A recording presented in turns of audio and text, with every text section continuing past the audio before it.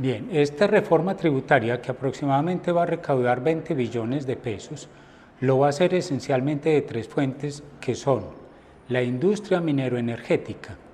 Uno, las familias de mayores ingresos en el país, quienes ganen más de 10 millones de pesos y quienes tengan patrimonios superiores a 2.700 millones de pesos. Y tres, el gravamen a alimentos ultraprocesados. Contrariamente a lo que ha pasado en otras reformas, la población de menos recursos va a estar exenta del pago de impuesto a la renta, quienes ganen menos de 10 millones de pesos, las pensiones no van a ser gravadas y va a haber exenciones para las familias numerosas. Cuando uno tiene más de 4 dependientes o a partir de 4 dependientes, no va a tener o va a tener unas exenciones en el pago de los impuestos. En ese sentido, la comunidad está exenta de pago de nuevos impuestos, aunque puede verse afectada por el gravamen a los alimentos ultraprocesados. ¿Qué pasa con esos alimentos ultraprocesados?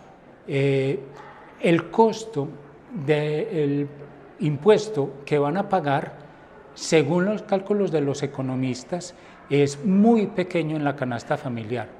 Se presume que va a ser un aumento de la canasta familiar apenas del 0.1 o 0.2%. En ese sentido sería un costo que es muy despreciable. Los recursos que se pretenden recaudar van a ser utilizados esencialmente en tres grandes fuentes. Uno, la solución en parte del déficit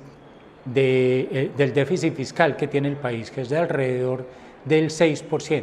Esta reforma tributaria va a recaudar apenas un 1.2% del PIB y el déficit es del 6%. Eso va a lograr aliviar un poco ese déficit. Esa es una primera fuente de uso de los recursos recaudados. El segundo es para proyectos ambientales. En esa propuesta que tiene el gobierno de impulsar acciones en contra del cambio climático, para aliviar el asunto del cambio climático en el planeta. Y tres, para aumentar los subsidios a la población menos favorecida.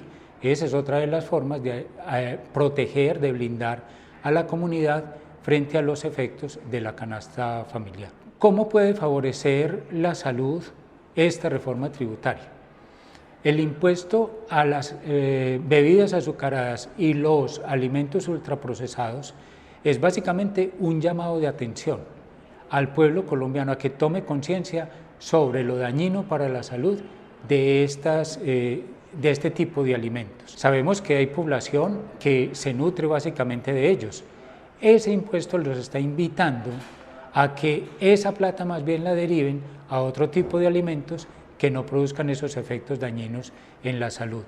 Ese mismo impuesto va a motivar a que se complemente con una labor educativa para hacer que la gente cambie sus hábitos nutricionales. Pero sí, básicamente es posicionar en la agenda pública lo perjudicial de este tipo de alimentos en el país y va a invitar a un cambio en la forma de alimentarnos los colombianos. Hay dos aspectos que pueden ser criticables en la reforma. El primero es que hay algunos de esos impuestos, como el de la industria mineroenergética, que son impuestos transitorios. Eso va a hacer que se puedan recaudar ahora, pero va a haber un momento donde se dejan de recaudar y entonces la solución del déficit fiscal a largo plazo queda igualmente en problemada y va a necesitar seguramente otras maniobras, otras reformas tributarias u otro tipo de acciones que puedan solucionar. Y la segunda es que no se logró imponer un impuesto a las grandes pensiones que tienen muy poquitas personas, pero que son enormes en el país, que se movilizaron para evitar que a ellos se les gravaran las pensiones. Si se hubieran gravado esas altísimas pensiones, hubiera sido un factor de equidad mayor que promoviera la reforma, pero no pasó así. Entonces, digamos que ese es otro asunto que pudo haber tenido la reforma, que lo hubiera hecho mejor y que no se pudo hacer esta vez.